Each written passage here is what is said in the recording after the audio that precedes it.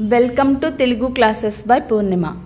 ఈరోజు వీడియోలో AP TET మరియు డిఎస్సిలో వచ్చే 10వ తరగతి తెలుగు వాచకం నుండి content and methods important practice bits ఇప్పుడు తెలుసుకుందాం. ముందుగా ప్రాక్టీస్ బిట్స్ 1లో నుంచి మాతృభావన పాఠ్యభాగం ఈ ప్రక్రియకు చెందినది. పద్యం. ఆ ఏమి యొక్క రాణివాసమును రుణ్యావాసమున్ దెచ్చినావా, ఏ హైందవుండైనా నీ గతి నమర్యాదన్ ప్రవర్తించునే. పై పద్యపాదంలోని ఇతివృత్తము. స్త్రీల పట్ల గౌరవం. మాతృభావన పాఠ్యభాగం గడియారం వెంకట శాస్త్రి రచించిన శివభారతంలోని ఏ ఆశ్వాసములోనిది? తృతీయాశ్వాసములోనిది. క్రింది వానిలో గడియారం వెంకట శాస్త్రి గారికి సంబంధించి సరైనది గుర్తించండి. 1, 2, 3 సరైనవి. గడియారం వెంకట శాస్త్రి గారు శతావధాని. ఈయన కడప జిల్లా నెమళ్లదిన్నె గ్రామంలో జన్మించారు. తల్లిదండ్రులు నరసమాంబ, రామయ్యలు. శివాజీ సేనాని అబ్బాజీ సోందేముడు ఏ రాణివాసానికి సంబంధించిన స్త్రీలను బందీలుగా తెచ్చాడు? కళ్యాణి.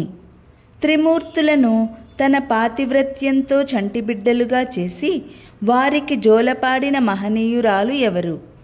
అనసూయ. యమధర్మరాజు పాశాన్ని ఎదిరించి భర్త ప్రాణాలను రక్షించుకున్న పావన చరిత క్రింది వారిలో ఎవరు? సావిత్రి.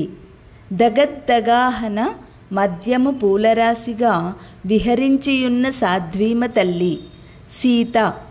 భర్త కోసం సూర్యభగవానుని ఉదయించకుండా నిలిపిన పుణ్యస్త్రీ సుమతి. శివాజీ గౌరవించిన కాంత యొక్క వంశము యవన వంశం. శివాజీ గౌరవించిన యవనకాంత యొక్క స్వస్థలం బీజాపూర్. బోన్సలేసుడు అనగా ఎవరు? శివాజీ. అనుచున్ జేవురు మీరు కన్నుగవతో నాస్పంది తోష్టంబుతో ఘన హుంకారముతో నటద్భృకుటితో గర్జిల్లునా బోన్సలేసుని జూడన్. పై పద్యపాదంలోని అలంకారము గుర్తించండి. స్వభావోక్తి అలంకారం. జయమధోన్మాదంబునన్ రేగి నీయాయుత్సూస్త్రము లీవత్రుంచుకొనెదో యౌద్ధత్యమోర్వంజుమి. పై పద్యపాదంలోని అలంకారము రూపకాలంకారము. కన్ను అనే పదానికి పర్యాయ పదాలు గుర్తించండి. అక్షి, చక్షువు, నేత్రము, నయనము. పురంధ్రీ పదమునకు వ్యుత్పత్త్యర్థమును గుర్తించండి. పురమును ధరించునది.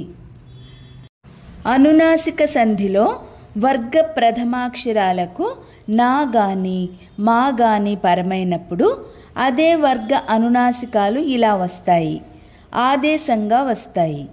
క్రింది వాటిలో అనునాసిక సంధి పదము కానిది గుర్తించండి. భగవద్భక్తి. ఈ క్రింది ఏ పద్యంలో ప్రతి పాదం 2 భాగాలుగా ఉంటుంది? సీసం. క్రింది పద్యంలో యతి లేని చోట ప్రాసయతి చెల్లే పద్యము సీసం. సీస పద్యంలో 4 పాదాల తర్వాత తప్పనిసరిగా వచ్చే పద్యము 1 మరియు 2. తేటగీతి, ఆటవెలది. క్రింది వారిలో బ్రహ్మమానస పుత్రుడు అయిన పులస్త్యుని కుమారులు విశ్రవసుడు. Practice bits 2. జానపదుని జాబు పాఠ్యభాగం ఏ ప్రక్రియకు చెందినది? లేఖ. జానపదుని జాబు పాఠములోని ఇతివృత్తము. శ్రమ విలువలు. గ్రామంలోని ప్రతి ఇల్లు విద్యాగంధంతో గుబాళించి అభివృద్ధి చెందితేనే మన దేశం సుసంపన్నంగా సస్యశ్యామలంగా ఉంటుంది. ఈ మాటలు అన్నది ఎవరు? గాంధీజీ. బోయి భీమన్న గారు పల్లెటూరు లేఖలు పేరుతో 1932లో ఏ పత్రికలో ప్రచురించారు? జనవాణి.